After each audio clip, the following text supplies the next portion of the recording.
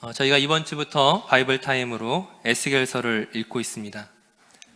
에스겔 선지자는 그 예루살렘 성전의 제사장 부시의 아들로서 남유다의 여호야긴 왕이 이제 포로로 잡혀간 지 5년째 되는 해, 즉 주전 593년 하나님의 부르심을 받아 예언자가 되었습니다.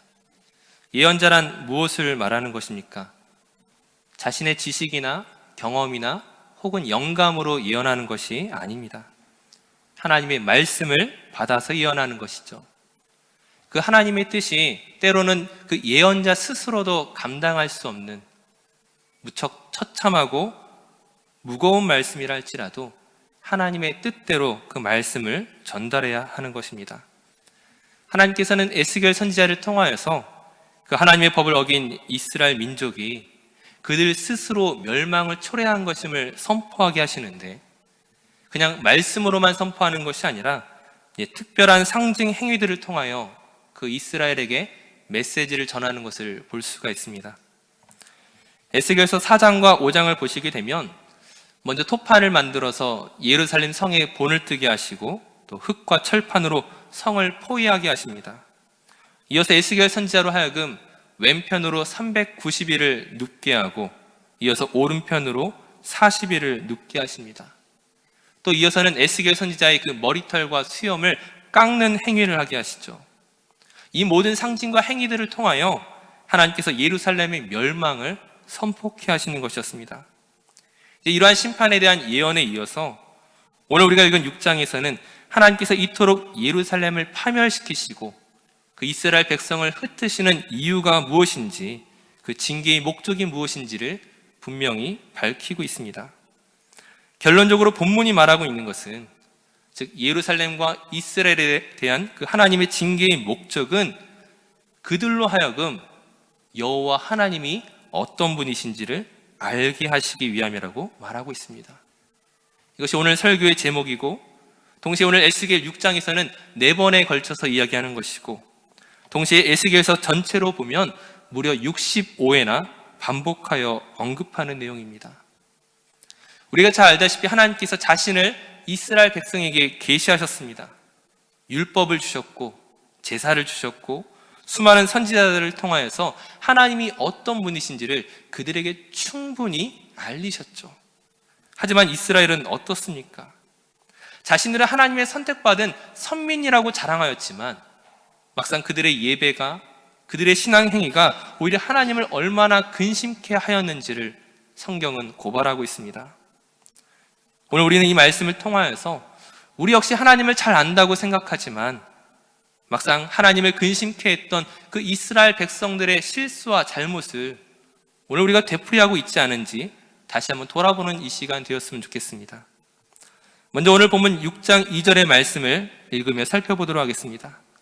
오늘 본문 6장 2절 말씀에 인자야 너는 이스라엘 산을 향하여 그들에게 예언하고 라고 말하고 있습니다. 그 앞서 4장과 5장에서는 예루살렘 성에 대한 하나님의 심판을 말했다면 지금 6장에서는 이스라엘 산을 향하여 멸망을 선포하고 있습니다. 예루살렘 성이 이스라엘 백성들이 만든 것이라면 이 이스라엘 산들은 누가 만든 것입니까? 3절에서 언급하고 있는 산과 언덕과 시내와 골짜기, 이 모든 것들을 포함하는 이스라엘의 산들은 당연히 하나님께서 만드신 것이죠. 그런 의미에서 이스라엘 산이란 단지 거기 안에 있는 영토라든지 그 땅을 살아가는 이스라엘 백성만을 말하는 것이 아니라 하나님께서 이 땅의 주인 되심을 선포하고 있는 것입니다.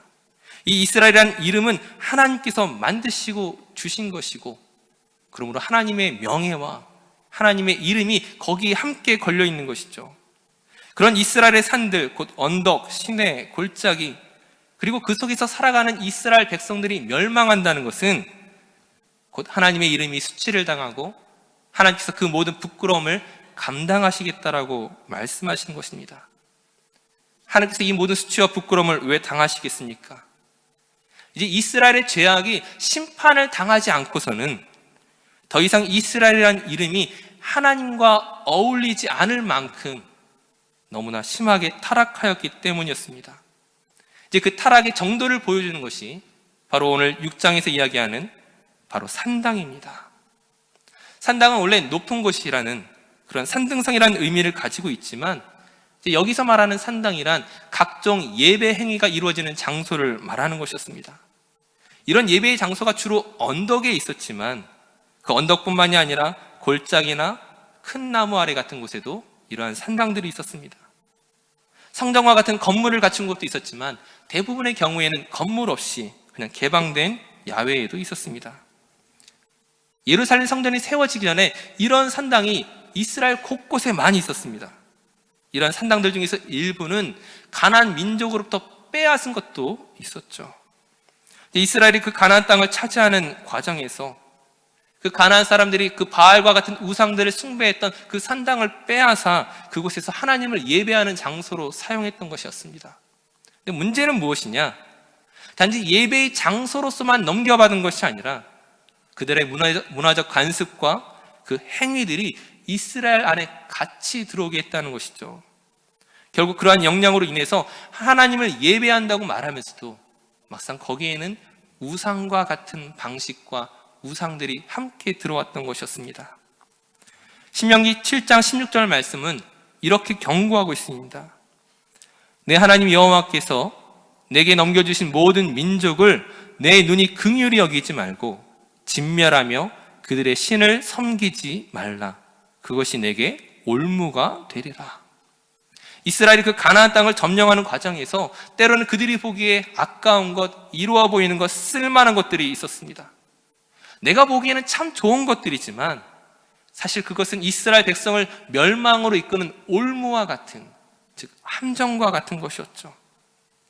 사실 솔로몬 이전에는 이제 기브온 산당과도 같은 그런 하나님을 예배하는 합법적인 곳도 있었지만 하나님께서는 그 솔로몬이 예루살렘 성전을 봉헌한 이후에는 성전이 아닌 다른 곳에서 예배하는 것을 우상 숭배로 규정하십니다. 왜 그렇습니까?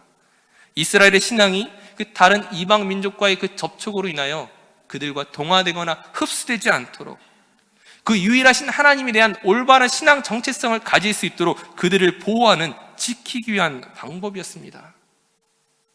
하지만 어느덧 정치적인 관계 가운데서 이 모든 것이 흐트러지기 시작하죠. 이스라엘이 남유다와 북이스라엘로 갈라지기 시작하면서 그 북이스라엘의 여로보암 왕이 어떻게 행합니까? 나라는 갈라졌는데, 정치적으로는 분리되어 있는데 이스라엘의 절기 때마다 사람들이 예루살렘에 가서 예배를 드리는 것입니다. 결국 사람들이 자기를 배신할 것을 두려워해서 그가 어떤 일들을 하였습니까? 베델과 단에 금송아지를 세우고는 자기가 원하는 사람들로 제사장을 삼고 이것이 하나님께 예배하는 곳이라고 선포했다는 것이죠. 하나님의 말씀과 법도를 따라 예배하는 것이 아니라 사람들의 편의와 이익을 따라 예배하기 시작했던 것입니다. 결국에는 어떻게 됩니까? 예루살렘에 갈 것 없이 이곳 베델과 단에서 예배하라. 나중에는 베델과 단에 갈 것 없이 이전에 산당들이 있었던 장소에서 예배하라. 굳이 산당에 갈 것 없이 우리 마을의 큰 나무 아래에서 예배하라. 하나님의 말씀과 법도를 따라 예배하는 것이 아니라 자기의 편의가 중심이 되어버린, 자기의 이익이 중심이 되어버린 타락한 예배만이 남은 것이었습니다. 이것은 북이스라엘에게만 해당되는 것이 아니라 남유다에게도 동일하게 영향을 미쳐서 산과 언덕과 시내와 골짜기마다 하나님의 이름으로 그러나 우상을 섬기는 예배가 이루어지고 있었던 것입니다. 이렇게 우상을 향한 예배가 이루어지고 있음에도 불구하고 이스라엘 백성들은 무엇을 생각하고 있습니까? 나는 하나님을 위한 열심을 가지고 있다라고 생각하는 거죠. 나는 하나님을 기쁘시게 하기 위해 예배를 드린다라고 생각하고 있었던 것입니다. 이들의 착각에 대해서, 이들의 오해에 대해서 하나님께서 무엇이라고 말씀하십니까? 오늘 본문 4절 말씀을 보시게 되면 너희 제단들이 황폐하고 분향 제단들이 깨트려질 것이며 너희가 죽임을 당하여 너희 우상 앞에 엎드러지게 할 것이라. 너는 하나님을 예배한다고 말했지만 그것은 너희 우상 앞에, 너의 신 앞에 내가 너를 엎드러지게 하겠다. 이곳에서 너는 하나님의 축복과 도움을 기대하고 있지만 나는 네가 섬겼던 그 우상 앞에서 너를 쓰러뜨리겠다라고 선포하시는 것입니다. 칼과 기근과 전염병으로 이스라엘이 행했던 그 가증한 악에 대하여 심판을 선포하십니다. 이제 그들이 죽게 되는 장소가 어디라고 말씀하십니까? 오늘 본문 13절 말씀을 보시게 되면 그 죽임당한 시체들이 그 우상들 사이에 제단 사방에 각 높은 고개 위에 모든 산꼭대기에 모든 푸른 나무 아래에 무성한 상수리나무 아래 곧 그 우상에게 분향하던 곳에 있으리니. 너희가 섬겼던 그 모든 것이 나를 향한 예배가 아니라 우상을 섬겼던 예배였고 내가 심판하겠다. 그 징계와 심판을 통하여 내가 얻고자 하는 것이 무엇이라고 말씀하십니까? 내가 여호와인 줄을 너희가 알리라. 너희가 나에 대해 모르는구나. 내가 어떤 분인지, 어떤 하나님인지 내가 이 심판을 통하여 깨닫게 하겠다라고 말씀하고 있는 것입니다. 다시 한번, 이스라엘 백성들이 하나님을 몰랐습니까? 앞서 말씀드렸던 것처럼 그들은 하나님을 잘 안다고 생각했죠. 하나님께서 그들을 특별히 선택하셨고 이방인들과 구별하여 세우셨다고 믿었습니다. 하지만 그들이 하나님을 오해하게 된 배경이 무엇입니까? 그들은 분명히 예배하는 일에 열심과 열정을 가지고 있었습니다. 하지만 그 열심과 열정에는 내가 하나님을 위하여 무엇을 할까라 생각하지 않고 하나님이 나를 위하여 무엇인가 하실 수 있도록 하는 자기 중심적인 믿음이 그들 안에 있었다는 것입니다. 이것을 어떻게 할 수 있냐면 본문 9절을 보시게 되면 그들이 예배하는 중심에 대해서 어떤 단어를 사용하고 있는지 볼 수가 있습니다. 우리 9절 말씀을 한번 같이 읽도록 하겠습니다. 에스겔 6장 9절 말씀 함께 읽겠습니다. 너희 중에서 살아남은 자가 사로잡혀 이방인들 중에 있어서 나를 기억하되 그들이 음란한 마음으로 나를 떠나고 음란한 눈으로 우상을 섬겨 나를 근심하게 한 것을 기억하고 스스로 한탄하리니 이는 그 모든 가증한 일로 악을 행하였습니다. 아멘. 어떤 단어들이 있습니까? 음란한 마음, 음란한 눈, 즉 자기의 정욕을 채우기 위한 섬김이었고 자기의 정욕을 해결하기 위한 헌신이었습니다. 그들이 예배의 열정이라고 말하는 것들이 사실은 음란한 것이었다고, 너희 정욕으로 말미암은 것이었다고, 가짜 믿음이었다라고 하나님이 지적하고 계신 것이죠. 사람의 눈으로 보기에는 참 아름다워 보입니다.